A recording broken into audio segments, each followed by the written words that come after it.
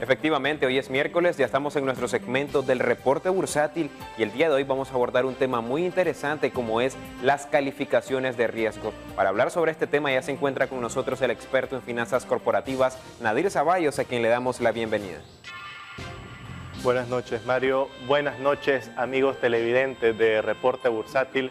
Como siempre, ¿verdad? En nombre de todo el equipo de Invercasa, Puesto de Bolsa, agradecemos su fiel sintonía a su segmento Reporte Bursátil. Como bien decías, Mario, en esta ocasión vamos a aprovechar para hablar un poco del tema de las calificaciones de riesgo. ¿Qué son las calificaciones de riesgo? Y es que mucho hemos oído hablar por medio de los medios de comunicación, en los periódicos, en distintas noticias que salen a la luz todos los días, el tema de la calificación de riesgo.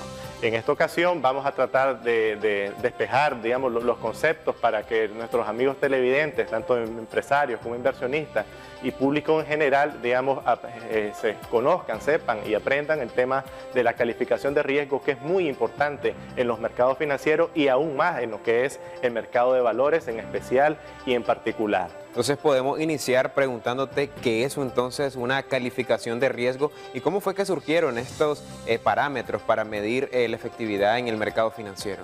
Bueno, de hecho, se mantiene que como una calificación de riesgo, podríamos decir que es una opinión sobre la potencial capacidad o posibilidad de pago tanto del principal como de los intereses de las obligaciones financieras que tienen contratadas las distintas entidades objeto a calificación.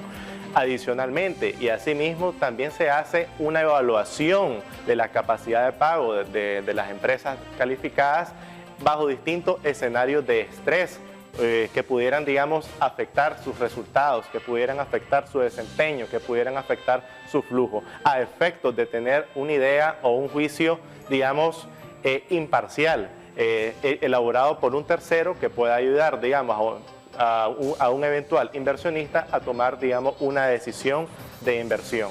Es decir, para facilitarle un soporte y propiciarle, digamos, un análisis elaborado por un tercero independiente. Si hablamos un poco de los orígenes y nos preguntamos cómo fue que surgió esto de la calificación, la verdad es que ya tiene, digamos, un tiempo de aplicarse. Los orígenes de las calificaciones de riesgo los encontramos en Estados Unidos, ¿verdad? A inicios del siglo XX, cuando las industrias ferroviarias de aquel entonces en Estados Unidos comenzaron a emitir bonos y papeles comerciales para el financiamiento de sus operaciones.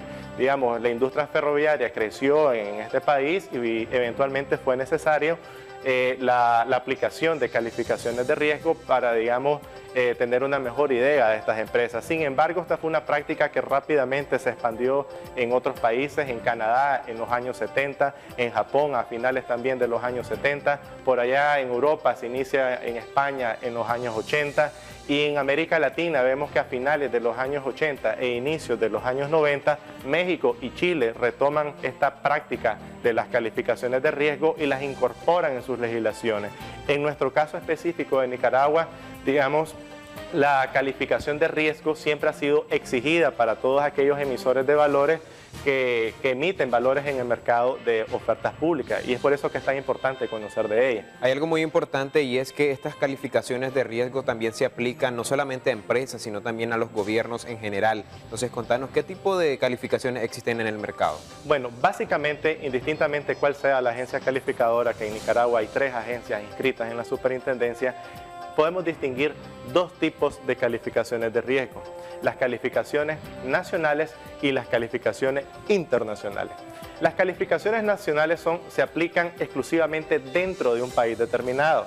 No permiten hacer comparaciones para con otro país y asimismo una empresa calificada dentro de un país puede llegar a tener una calificación mayor a su calificación soberana o de su país donde está inscrita.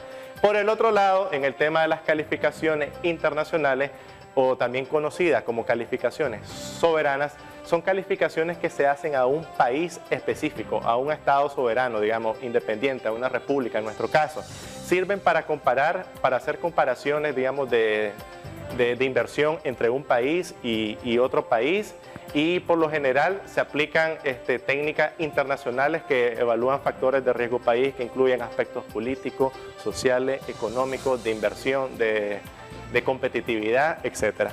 Ahora, viendo esto desde el punto de vista, podemos ver, y te mencionaba de que además de los países y las empresas, hay una diversidad de tipos de empresas que pueden aplicar o que necesitan estar realizando estas mediciones de las calificaciones de riesgo. Contanos, sí, ¿quiénes utilizan este tipo de calificaciones? Bueno, de hecho, Mario, el público objetivo de una calificación de riesgo es muy amplio, es muy diverso. En nuestro caso particular, en Nicaragua, dada la legislación del mercado, de la ley de mercado de capitales, todos los emisores de valores objeto de oferta pública deben de tener su calificación de riesgo actualizada cada 6 meses. Así está definido en la normativa. Sin embargo, el informe de calificación es un documento que provee información tanto para el propio emisor, para los inversionistas, que les sirve de base, de sustento para tomar una decisión de inversión.